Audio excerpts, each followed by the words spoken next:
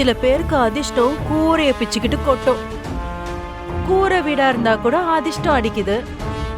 திட்டம் போட்டு அதிர்ஷ்டத்தை வர வச்சிடுறாங்கன்னு சொல்லலாம். ஒன்னும் இல்லாத குடும்பத்துக்கு இப்படியெல்லாம் ஒரு அதிர்ஷ்டமா?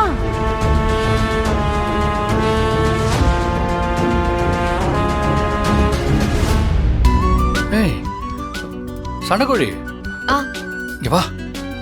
என்னங்க அதை எடுங்க. இதுவா? அதான். சண்டகோழி இது எப்படி இருக்குன்னு பாரு. நல்லா இருக்கு பரமா.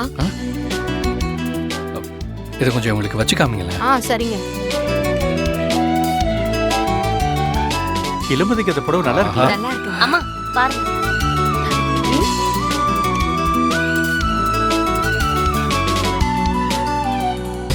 பரமா நல்லா இருக்கா? புடவை சுமாரா தான் இருக்கு. ஆனா நீ ரொம்ப அழகா இருக்க. புடவை நல்லா இருக்கான்னு பாருன்னு சொன்னா என்ன சைட் அடிப்பியா? கல்யாணத்துக்கு முன்னாடி தான் இப்படி எல்லாம் காதல் பண்ண முடியும். ஏன் கல்யாணம் ஆனதுக்கு அப்புறம் பண்ண மாட்டியா? பண்ண மாட்டேன். என்னது பண்ண மாட்டியா? அதாவது இப்ப இருக்கிறத விட டபுள் மடங்கு ஜாஸ்தியா போகணும்னு சொன்னேன்.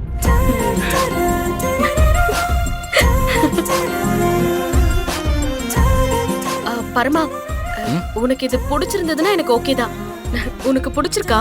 ஏய் நல்லா இருக்கு சண்டைக்கோழி, சூப்பரா இருக்கு. அம்மா ஓகே தானம்மா? சூப்பரா இருக்குமா.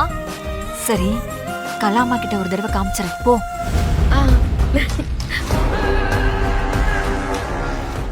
அந்த புடவை கலாமாவுக்கும் பிடிக்கும். அத்தை இந்த புடவைய தான் செலக்ட் பண்ணிருக்கான். நல்லா இருக்கா? சூப்பரா இருக்கு.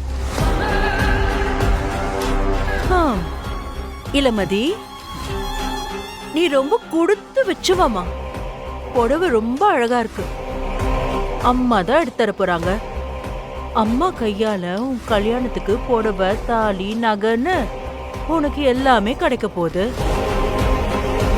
இப்படி ஒரு அத்தை கிடைக்கிறதுக்கு நீ கொடுத்து வச்சிருக்கணும்.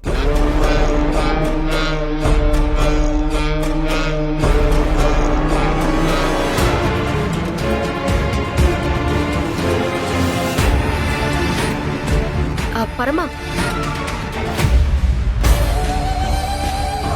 அம்மா அங்க பாத்தீங்களா, அவ மூஞ்சில ஈ ஆடல. இதை விட அவளுக்கு ஒரு கேவலம் வேணுமா? நீங்க போட்டு பிச்சை தானம்மா அவளோட வாழ்க்கையே. ரஞ்சிதம், அடுத்த மாசத்துல இருந்து உன் சம்பளத்துல 20% எக்ஸ்ட்ரா. அம்மா தேங்க்ஸ்மா. புடவை எடுத்தாச்சு, வேட்டி சட்டை எடுத்துடலாமா? போலாம். அக்கா இத பேக் பண்ணி வச்சிருங்க. நாங்க வேட்டி செக்ஷனுக்கு போறோம். காந்திமதி வாங்க. வாங்கப்பா.